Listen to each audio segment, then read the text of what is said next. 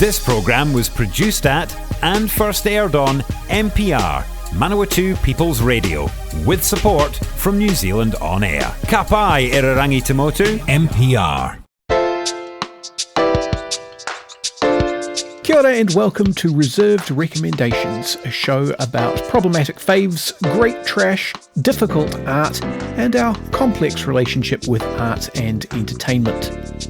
My name's Hugh, I'm the host, and I'd like to put in a very mild content warning for this show as a whole. Sometimes our recommendations on this show are reserved just because the thing that we're discussing is in some way not good. But sometimes there are aspects to the art or artist that may be confronting for some people. Read the episode descriptions for more information and do be aware of your listening environment. Kia ora and welcome to another episode of Reserved Recommendations. This is a show about complicated relationships with art and culture, and today I am talking to Kyle. Good evening, Kyle. How's it going? Hi, Hugh. How's it going? I'm good. Excellent.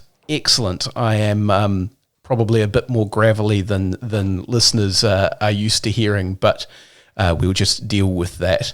I'm less gravelly than I have been the last couple of days, where I sounded like Barry White if he just smoked constantly. And today we are talking about probably one of the most complicated relationships with culture it's possible to have.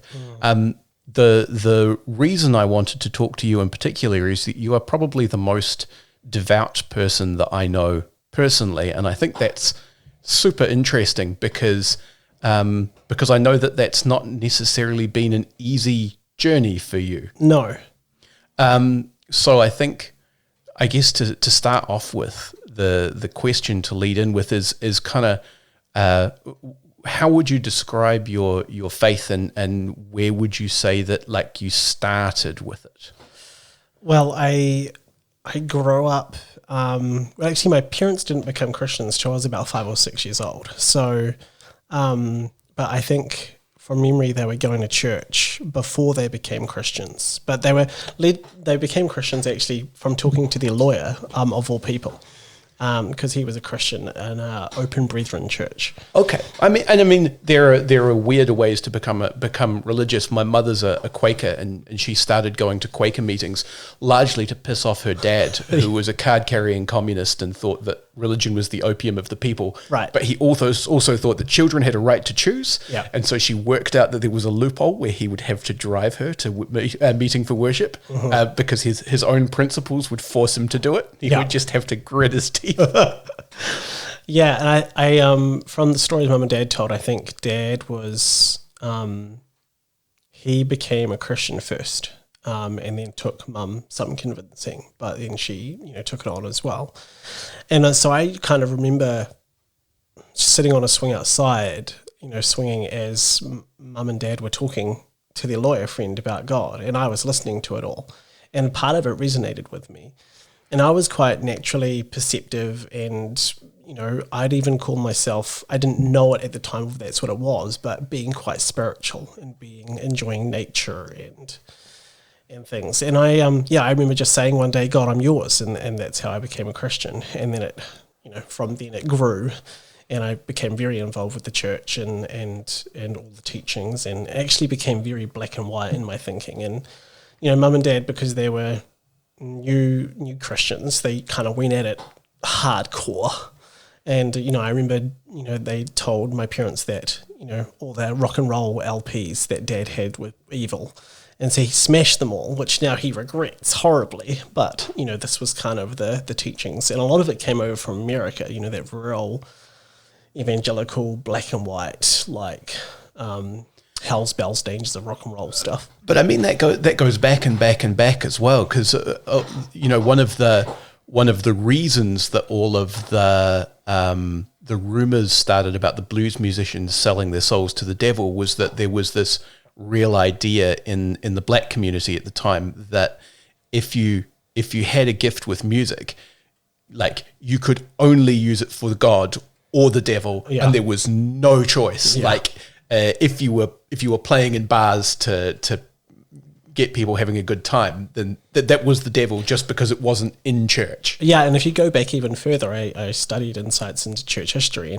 as a paper that I did, and they actually people could end up, in stocks for playing music on any other day that wasn't like in church, on a church day in church. So it is something that goes way, way back. But and continues. When I was a kid in Scotland, we used to go on holiday sometimes to little islands in the Hebrides, so the little tiny islands off the coast, and some of those places there are bylaws still in place where you cannot do anything outside of your house on a Sunday because the local community have decided that the Sabbath has to be legally enforced in that kind of way. Yeah. So I think I really grabbed hold of my faith, and also because I was bullied quite a lot growing up, and school was not a fun place, and I became sort of insecure and stuff, but my faith was something that grounded me. So I thought, man, I need to follow this to the letter, because that was that was my grounding, my foundation. And I remember telling people, and I've actually messaged people going, I am so sorry I said that to you, that they had a differing of belief, or I remember telling a Catholic girl, you're going to hell, basically. This is how black and white I was. And I was high school, this was high school age. And you mentioned that the lawyer who got your parents into this initially was Open Brethren. So was that the church that you were in? That was the first church we went to, but we weren't there that long. We then went to a Baptist church, and I was there till I was 20. Right, yeah. Because I do think that, for a lot of people who are maybe brought up in a church from birth, it can be more of a cultural thing than a strongly faith-driven thing. And in that case, the specific flavor of church that you're in can be really important, because some of them do, as you say, have this very a more scholarly term, I suppose, would be legalistic, but I want to say rules lawyer from my teenage years playing role-playing games, the person who argue about exactly any point. Yeah, that's the one. I remember helping these guys, I think they were Christadelphians, make their radio show in Dunedin when I was just a very baby radio tech. And they had this massive long argument.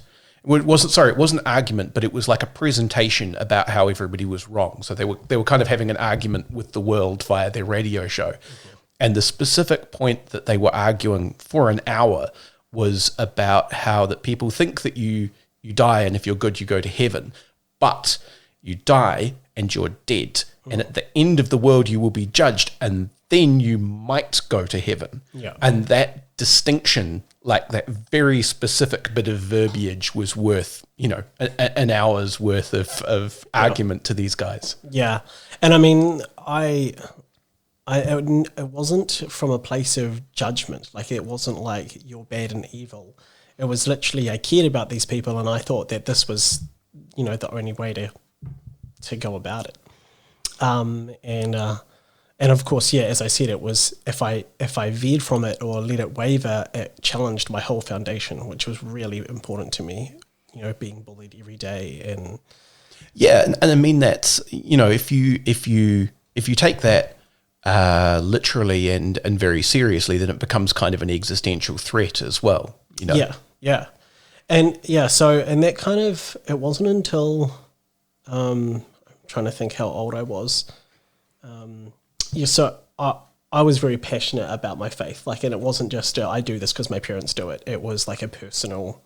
I got baptized when I was 10, by my choice, and found out what that meant and why I was doing it. And it wasn't just your parents are telling you to do this, you have to do it. It was, I love this, I'm going to do it. But I then, in my early 20s, I met an atheist, and it was probably my first, overt atheist that I'd met. And he challenged all my, preconceptions, and we had really amazing discussions. And it was funny because one of the things he said to me was, to both my wife and I is you guys are too smart to stay Christians for long, which cracked me up, and it made me go, oh, why do I believe all these things, and where all these things come from? I mean, a lot of these things, some things were taught by my parents, but most of them actually came out of the church and the people in the church. So I got to the point of wanting to basically take the Bible down to just love God, love your neighbor. And that's where, the next several years until now has been developing. And I mean, look, this is one of the things that made me want to have this conversation with you, because your approach is grounded in that kind of first principle, which I find very appealing, because my religious background, insofar as I have any, is, as I say, Quaker, which is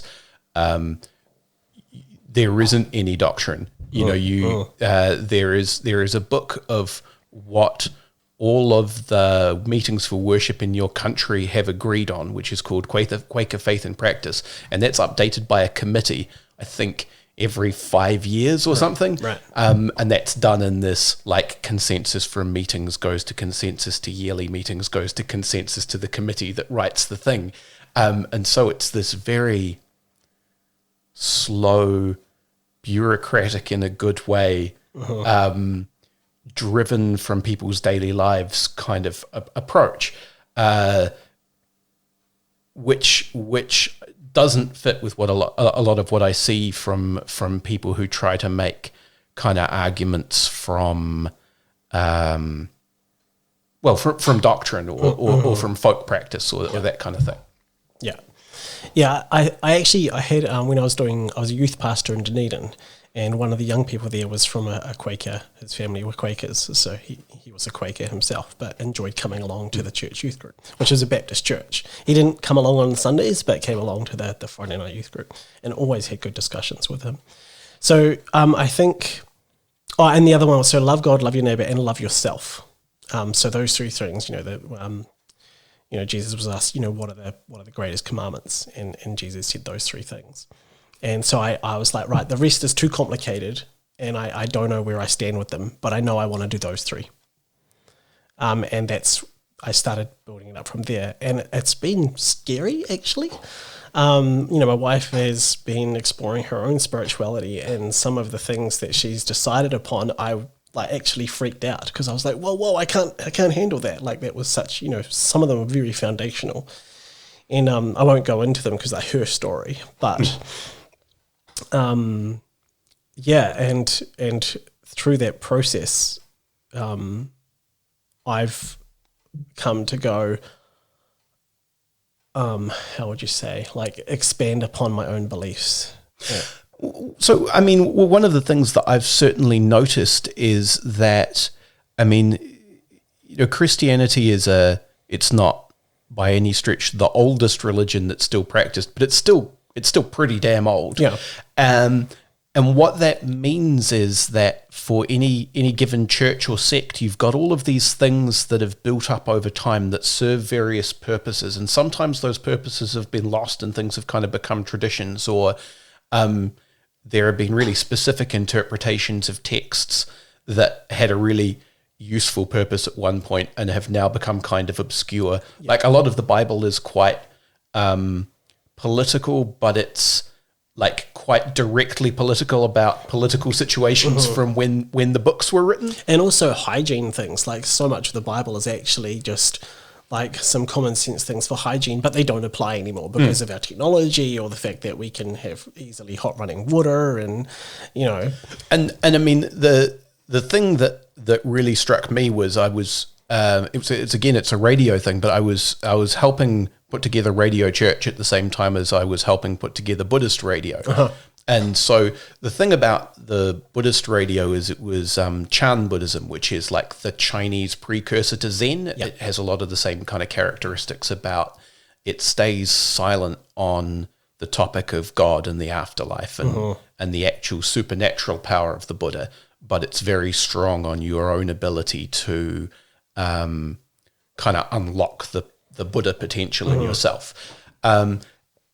And at the same time, I was listening to these readings from the Bible on Radio Church, And what Jesus was saying sounded a lot to me like he was speaking directly to his disciples and saying, right, guys, you can't put this all on me. You know, I've told you all of this stuff, but the specific line was about like the power that I have to forgive is now the power that you have to forgive. The power that I have to do these things is the power that you have to do these things.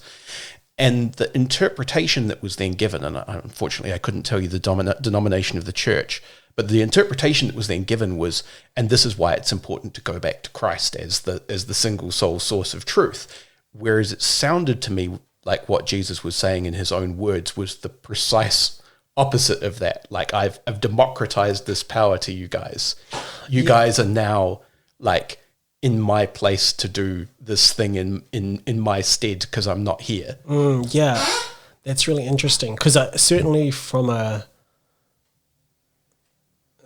historic point in terms of my own what I've been taught is that you know all power comes from God. I would say I still believe that all power comes from God, but I also think that God's given us our own power, and that we actually work in cooperation, like with God. Like it's a you know, we be makers together. It's not just God doing everything. It's, you know, God has asked us to join, you know, with God to do stuff. And likewise with people kind of cast Jesus' name as like a magic word. And I don't think that's what Jesus intended at all. But rather, yeah, how would you put that? Yeah, much like what you were saying, like Jesus said, go out and do these things that I've done. Yeah, you can do that. Yeah, exactly. And I think that where the power for me sits with that is all of that stuff around, specifically around the idea of forgiveness and redemption and all of the. And this is my Quaker background coming out, where they came from a time in history where priests had a lot of political power, and so they did away with them because they thought that was a very bad idea. But all of that thing that was kind of centralized in the priesthood becomes part of an entire community who can then use that to look after one another. Yeah, I actually love when, you know, the Bible talks about that we don't need a high priest anymore. Like, ultimately Jesus is our high priest. God is our high priest. We don't need other people to be that. There's definitely something around having people that are in positions of like eldership, or like, you know, being wise and they've been around a while and they've lived life, and that we can go to them for wisdom. But at the same time, you know, Jesus talks about wisdom coming from the children and from the young people. So it's, yeah. Yeah, that's what a political anarchist would talk about in terms of deferring to a justified hierarchy. Yep. Like, you know, if your car breaks down, you defer to a mechanic. Yes. If you're having a hard time in your life, you perhaps defer to someone who's twice your age and seen a bit of stuff. Yeah. You know, there's reasons that you would defer to people. Yes. So, I mean, having talked about where you came from and the kind of technology. No, there's a specific religious term, hermeneutic. Mm-hmm. I feel clever for remembering the word now. But the specific kind of hermeneutic that you adopted, where do you feel like that's taken you? Can you discuss that? Can you, like, how has that changed your relationship with things like the Bible? Yeah. On the whole, Christians believe that the Bible is inerrant, so it cannot be faulted. Okay, so, and I used to believe that too. I don't anymore, because I do believe that the Bible is divinely inspired, and I've got into a lot of trouble from saying these things.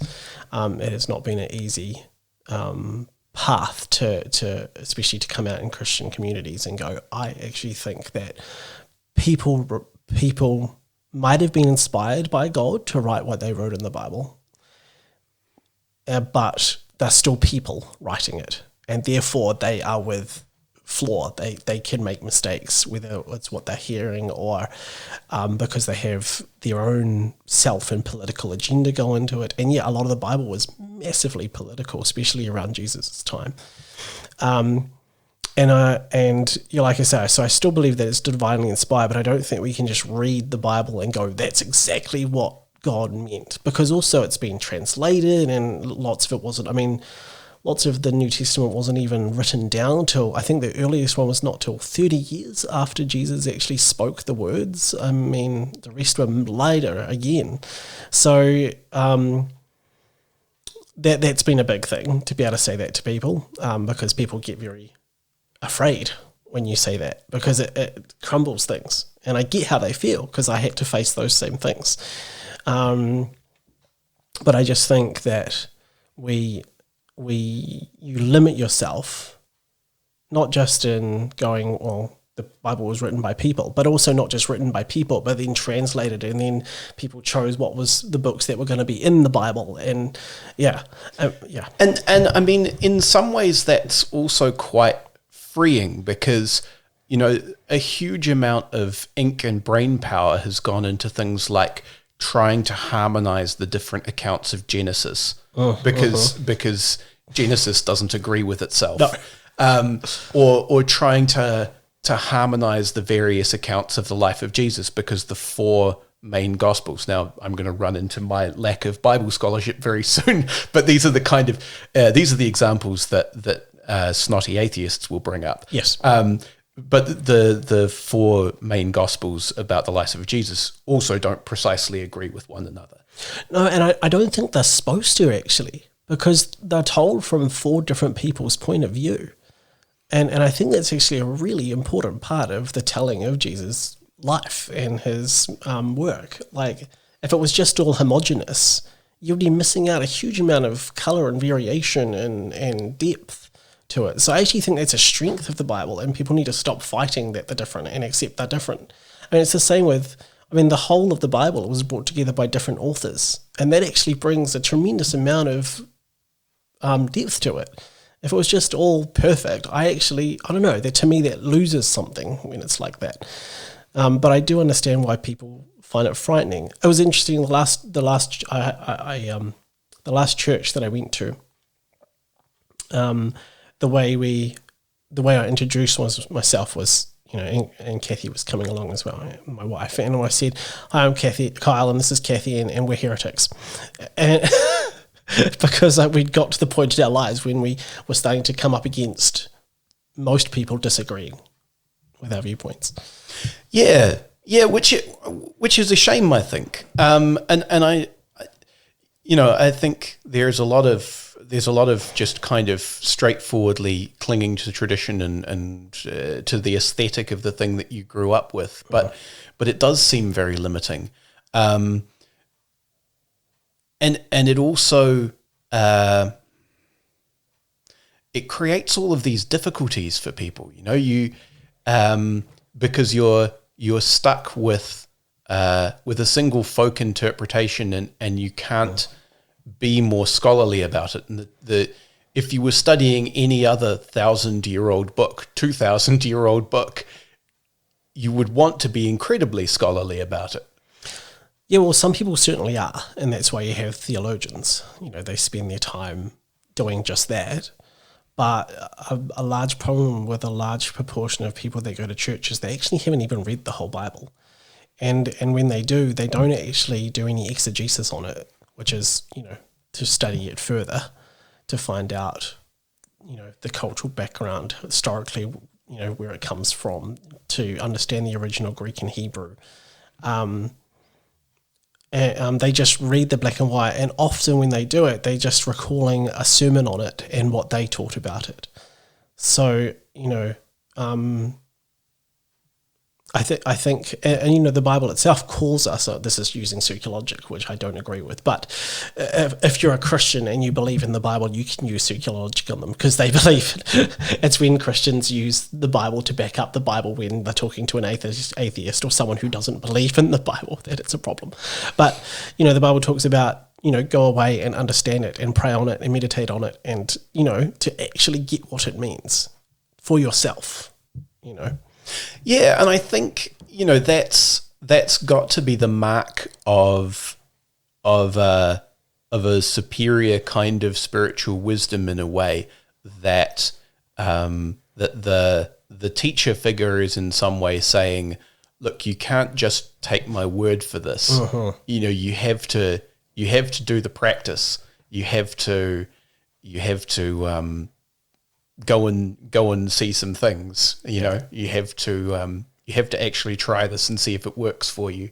Yeah, I just think it's so easy to. I mean, I did it myself for years. Would read a passage, and you just can't help it that the first thing that comes into your mind is what someone else has taught on it, or an interpretation that actually has nothing to do with what the passage is actually saying. So, all passages in the Bible come from some kind of cultural background or a direct message. And there's usually two things. There's a timeless message that anyone can take to their own lives. And then there's the cultural message that was directed at that group of people at that time.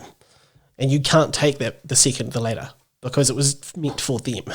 And so it doesn't apply 2,000 years later to people that are completely removed. But there often is a message that can apply, like love yourself. That's applicable, The thing that I find fascinating, and I don't know what your view is on this at all, but I find it very invigorating to observe, I suppose, is the new religious movements that have grown out of people who were missionaried to. So I'm thinking things like the Ratana Church. Yeah, like the Ratana Church in New Zealand. There was one that I researched for my 7th form history. They were called Kaingara. Their foundational belief was that the old gods had turned into lizards and were like attacking their old believers, and so they wasn't enough to do all of live a good Christian's life. They also had to have special tohunga whose job was to go around to the old sacred sites and fight the old gods off, right, to stop them attacking people. But I'm also thinking about like the Black liberation movements who picked up the Bible, people like the Rastas who went, oh, the Israelites, you mean us? I find all of that kind of reasoning from the propositions in the book very, very interesting. I definitely get people being able to go look at certain groups in the Bible and go, oh, I can relate to them. I definitely, yeah. And I think that's meaningful because it often, like, not all those stories end well for people, but there are ones that do, and you can find hope and faith in that and encouragement, and I think that's really important. So we are just about at the halfway mark for this episode. So we're gonna take a brief break for station messages, and we'll be back in just a second. Support this show and others like it by giving a donation. For more information, go to www.mpr.nz/donate. If you're a fan of NPR, listening to our podcasts and live stream has never been easier. Just search for accessmedia.nz on the App Store or Google Play and download the app with the kiwi fruit logo. Once you've got it, pick Manawatu People's Radio from the list of stations and go find your new favourite show. And we're back on Reserved Recommendations. My name is Hugh, and my guest this evening is Kyle, and we're talking about his journey in faith of the, I suppose you would say, broadly Christian variety. Yeah. A thing that we were talking about just before the break was that I brought up just before the break was my fascination with the kind of new religious movements that have adopted the Bible as a way to speak to the oppression that they were experiencing in the moment. So people like the Rastas and the Black liberation people, and in some ways a lot of the Māori churches did the same thing.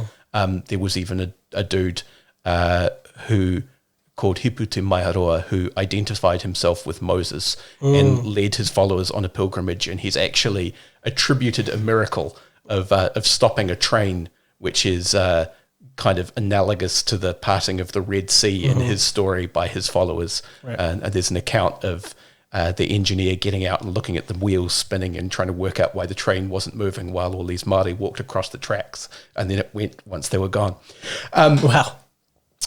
But anyway, one of the places I was going with that is that a lot of these newer movements who've picked up the Bible to relate to their own lives are quite argumentative. So a big part of Rasta tradition is this idea of reasoning, which is of like sitting down not just to study the Bible, but to kind of get into big fights about like kind of like a what rabbi? it means. That's where I was going with this, is that argument is a big part of the Jewish tradition, because they have the kind of parallel scriptural tradition where you have the book and then you have the book of arguments about the book. And I wonder what you think about that concept of like argument as an important part of spiritual practice. I think it's massive, because you can't do theology, or I mean, spiritual practice can be a very private thing, and people often, especially in countries like New Zealand, where religion was something that was actually kept really private, because you had so many different groups when they first came to New Zealand. There were Protestants, there were Catholics, there were, Muslims, there were all, probably not Muslims, but, lots of different denominations. And a big settler community from English-dominated Britain, where there was a very specific political decision not to have religion be too public, because you had like periods of Protestants persecuting Catholics, then Catholics persecuting Protestants, then vice versa, then vice versa, then vice versa. And then Queen Elizabeth I quite specifically said, look, I'm just not going to ask anymore. You do whatever you want.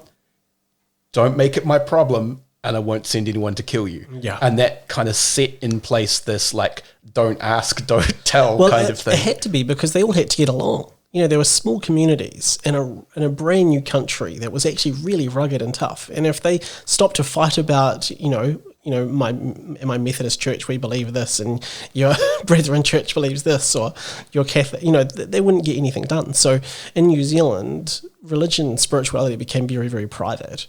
And that has led to, well, a good thing in some ways, because people have just let other people get on with their own spirituality, but also people doing spirituality in a vacuum. So this is where the arguing thing that, that rabbis do come in, that it brings it out and allows people to not do their spirituality in a vacuum. And there was, when I went to Curie Baptist College, which was a theology school, they said we cannot do theology in a vacuum. And I thought that's so true. If you're just arguing and going around in circles, that's not constructive. But if you're able to have a discussion and you're willing to have your mind changed, or to and vice versa, then that becomes very constructive. Yeah. There's a thing that came up in the Buddhist radio show. There was a saying that the nun who presented it said, which was, a man in the grip of total enlightenment is like an arrow headed straight for the heart of hell. You can't, if you get so in your head that you are convinced that you have the answers to everything, then you're starting to get into Jim Jones territory. You've gone wrong. At the moment we think we've got it right, like we've got it all right, that's when you've got to worry.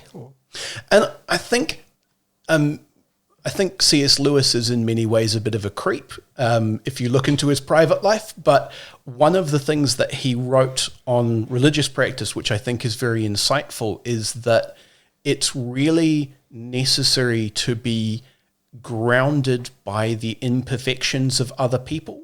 Like, you have to, it's not enough to have like the idea of charity of spirit. I'm going to be spiritually generous, so generous not just with my stuff, but with my time and with my emotional energy and all of that stuff with everyone.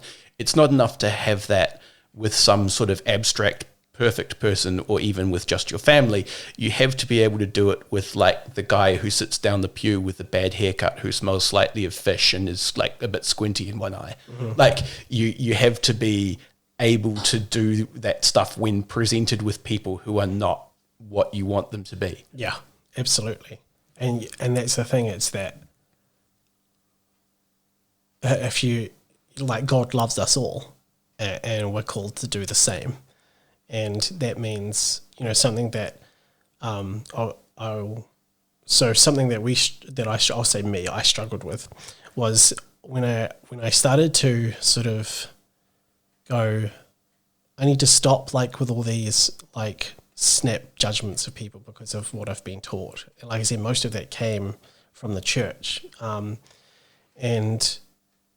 and go, God just wants us to love and accept. Like, it doesn't mean that we are okay with behavior that is harmful to others or to themselves. That's a different thing. But if it's, so a big thing was I discovered about myself that I was polysexual or bisexual, and that was like, I remember, I think I figured it out as a teenager, but I wasn't allowed to go there. Like, I was almost thought of myself as evil for that. Now, Mum and Dad wouldn't have told me that because they would have loved me no matter what. And I actually told them about it, and they found it hard, but also they said, we will love you no matter what. So, but it was still something that was very much taught in the church, that that's not okay, leave that. And you felt like you had to leave that part of yourself at the door. You imagine how, I can't even, like, I present very heterosexually because I'm married to a woman. But imagine, a couple walking in, a couple of guys walking and holding hands. Would they feel welcome at the average church? I don't think so. Most people probably wouldn't say anything, but they would get spoken to afterwards probably, or because churches often say everyone is welcome, and that's true. From what I've witnessed, that is true. Everyone is welcome. But what happens next is the difficult part. You then have to turn yourself into a somewhat more acceptable form of yourself, or something. Or you're not allowed to participate fully in the church. Like, you couldn't lead a worship team, or you couldn't, be in leadership of any kind, or And these, some churches still don't let women preach. Like, it's crazy. Yeah, and I find that fascinating. Because if you look back into early Christian history, a lot of these, what we would think of, what people would characterize, I guess, as traditionalist values, they're surprisingly modern. Yeah. Like the specific ban on homosexuality is it's come in and out in various churches in various places, but it's by no means a consistent part of Christian practice throughout the ages. Yeah, and it's also, the passages are massively up for debate. It's like people say it's written in black and white, that's a sin and an abomination towards God. I'm like, but what, like there's evidence come to light that they're talking about, forced sodomy, not, consensual love. And people just go no and argue, and and it's like, well, I'm going to love them, and they're allowed to be themselves. That's what I'm doing, and I do get that and understand that it's scary for people. And I think the hardest thing about, I don't want to call myself a progressive Christian. I don't really like that, but for me, I'm just embracing what Jesus taught, and that is to love others. And I'm going to carry that on, but it can be something that's hard to do.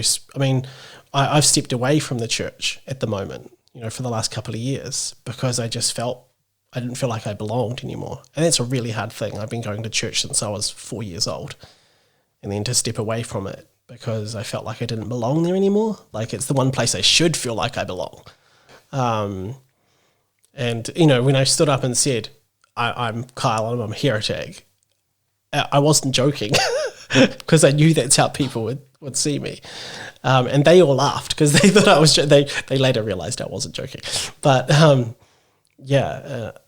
it's sometimes I feel like The last church we went to, we did shake it up a lot because they didn't let women preach. We didn't know when we first went there, and we found out later, and we were like, oh, but we're really supposed to be here for now anyway. And so we started bringing this up, going, this isn't okay. Like, you're basically saying 50% of your population can't get up and teach the word or be in leadership, and that's not what the Bible says. And they would, point out a couple of scriptures that say, yes, it does. Look, it's in black and white. I'm like, that's two things that are, like, one of them is to a church where in Corinth, it's in Corinthians, and it says that the woman should sit down and be respectful and not speak up. This was a particular church where women who weren't educated were standing up and then trying to teach from an uneducated place. That was the context of that scripture. You can't apply that to women who know what they're talking about. In fact, what that's an argument against specifically is like the kind of religious teaching you get in like RE classes in primary schools. Yep. Like that's saying don't try to do this if you don't know what you're talking about. That's right, and that applies to men as well. And also, it was really hard for women to become educated back then. So it just doesn't apply. So when it's just shaky ground to me if you try to use that kind of cherry picking of, verses that are also out of context of the greater, part of the book of the Bible. I think it's an interesting thing you said about needing to withdraw for a bit, because I was thinking about a guy who comes through the radio station who's part of a Methodist church, and he's quite elderly now, and he's positioned himself, I think, in his own mind as a bit of a maverick, in a good sense, like someone who stands kind of in opposition deliberately to challenge to people. shake up things. Yeah, and so he does a lot of stuff like he'll say, here's a half hour of spiritual music, and then it'll be his two favorite Bobs, Dylan and Marley. And he's right, because there's a spiritual core there. They were both people, well, Bob Dylan's still alive. They're both people who have strong spiritual cores to what they were doing, and if you pick and choose your songs, you will get a strong spiritual message put together. But he's also deliberately doing that as a provocation to specific elements within his own congregation, and he's willing to do that, I think, and I think that's a valuable thing to do, but it's also a cost in terms of your mental and emotional energy. Yeah, I guess I would say I was doing that a bit at the last church I was at, like just, we found out later that we were often being talked about at the elders meetings. Not in a mean way, but just, Kyle and Kathy are really passionate about this. What do we think about it? But I got up and they asked me to share my testimony, and I shared about, struggles with pornography and things like that. And lots of people were like, whoa, like lots of young people were like, thank you so much for talking about that, because that's something that we struggle with, but no one talks about it. No, and it's something that an older generation of churchgoers would have no context for, because if people are interested in this, there's a fantastic limited run podcast series called The Butterfly Effect. It's by a guy called John Ronson. He's an English journalist, and it looks specifically at like the butterfly effect ripples just from Pornhub and nowhere else. And just like, what has it done to porn performers? What has it done to people who consume pornography? What has it done to kids with internet access?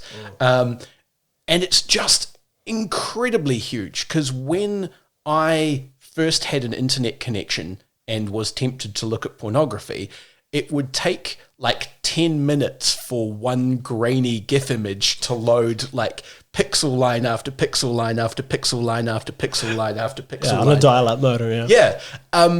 And people who are in eldership positions, if they got into pornography at all, they're thinking like magazines. Yeah. that you find in a box under someone's bed or hidden in a forest somewhere. Yeah. They have no context to deal with the fact that like there is high def video available everywhere. Yeah, and even if they are a bit tech savvy themselves, it's still, they probably haven't gone and looked how readily available it is for free.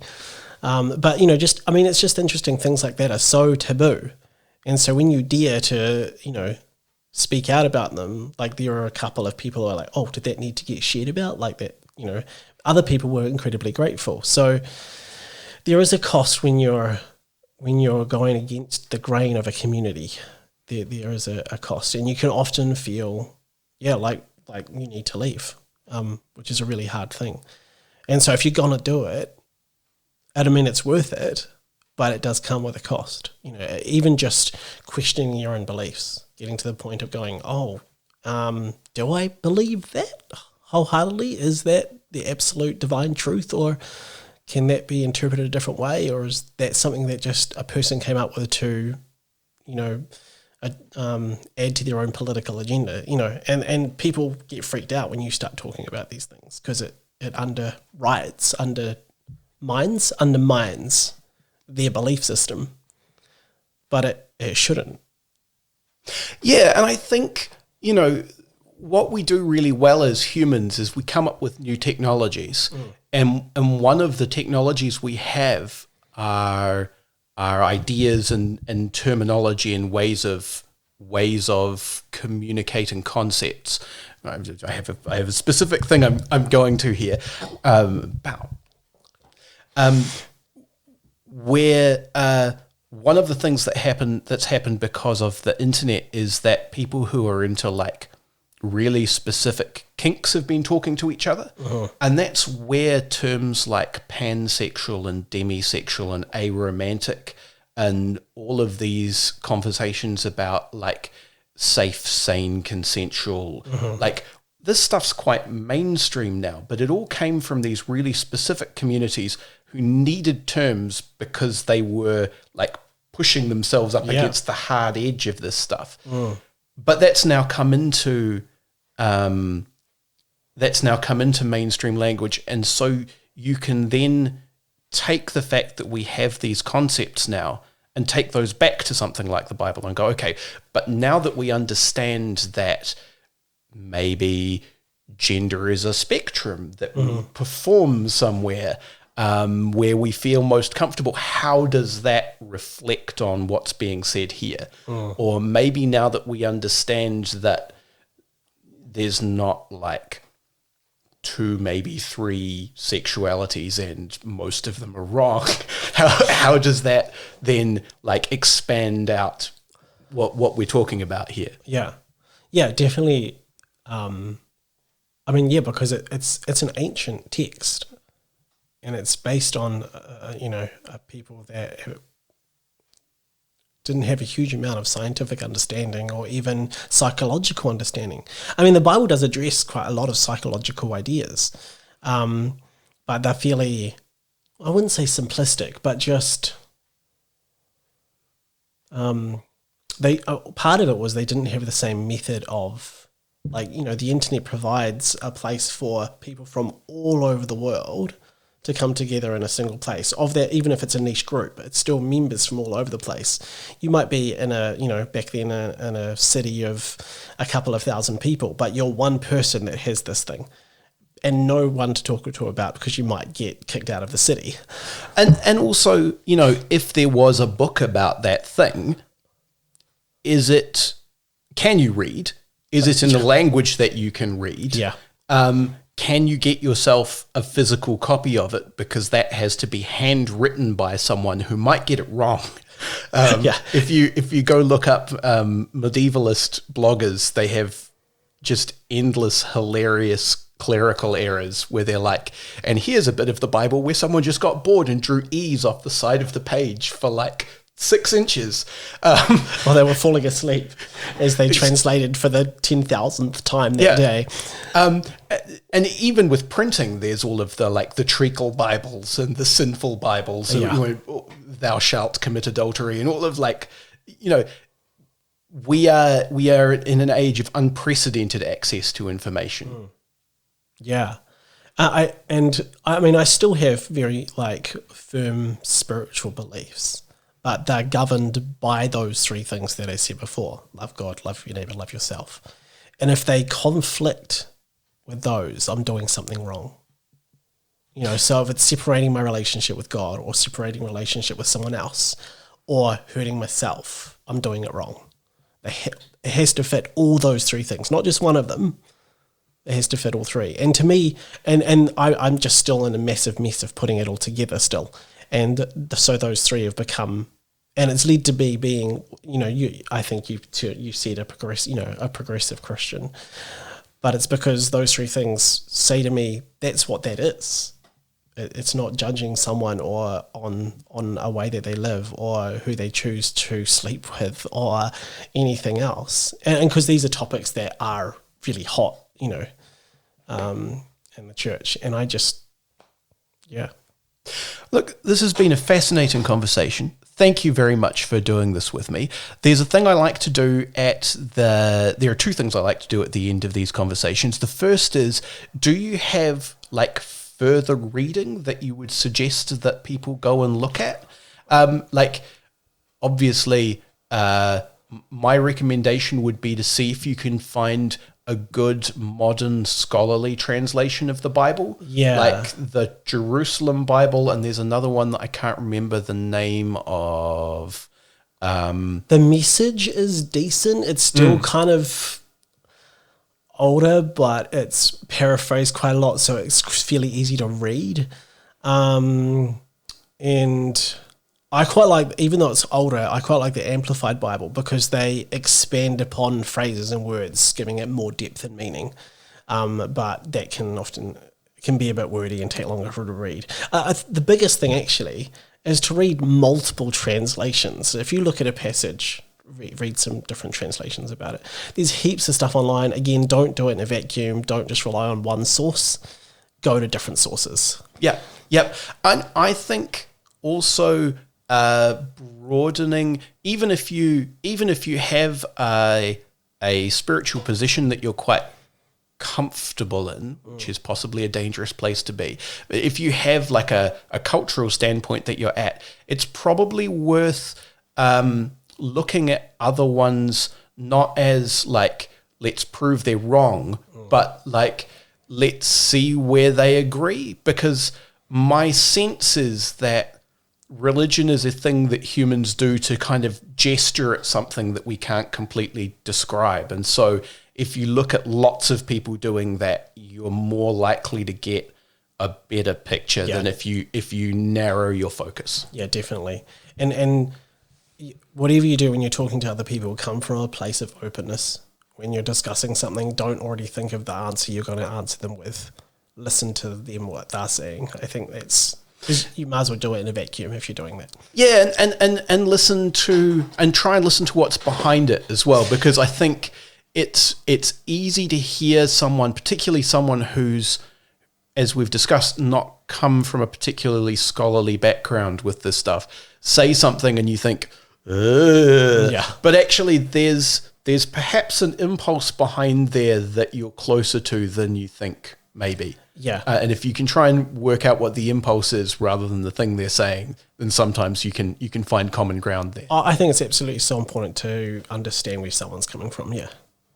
So the last thing I would like to do is just give you a really quick opportunity to plug anything that you would like to plug. Is there stuff on the internet that you or someone that you like is doing that you think that people should go and check out? Not for me, but my wife does a lot of spiritual things on her Instagram, and it's at Recast. Which is REKHAST. Yeah, and I would definitely check her stuff out. She does just... a weekly diary with a weekly prayer, with journal prompts and things like that, which can be really good for working through things, and does cool mandalas, and just basically is providing a spiritual space for people. So if you're exploring that stuff or need something outside of the Christian realm. And in fact, it's because I follow Recast on Twitter rather than Instagram, but it's kind of a spiritual version of like a creative writing prompt a lot of the time. It's just a little thing that nudges your brain off slightly on a different angle. Yeah. And that can be quite useful. It's really good. Yep. Cool. Well, thank you very much, Kyle. Thank you. You've been listening to Reserved Recommendations, a radio show and podcast from Manawatu People's Radio, Te Reo Irirangi o ngā tangata o Manawatu. The show is produced and presented by me, Hugh Dingwall, and I also composed our theme music. It's called Sack Jazz, and you can find it at wolfboy.bandcamp.com. You can find me on the internet at Objective Realty on Twitter, and you can find the show on Facebook under Reserved Recommendations. If you've got a reserved recommendation of your own, feel free to pitch it to me in either of those two places. And if you enjoyed the show, why not go ahead and recommend it to a friend? You can find past episodes at www.mpr.nz/show/reserved on Apple Podcasts or wherever you get your podcasts. And remember, Manawatu People's Radio is a non-profit radio station. If you enjoy this or any of their other fine audio programming, why not fling them a couple of dollars? Go to mpr.nz/donate for more information.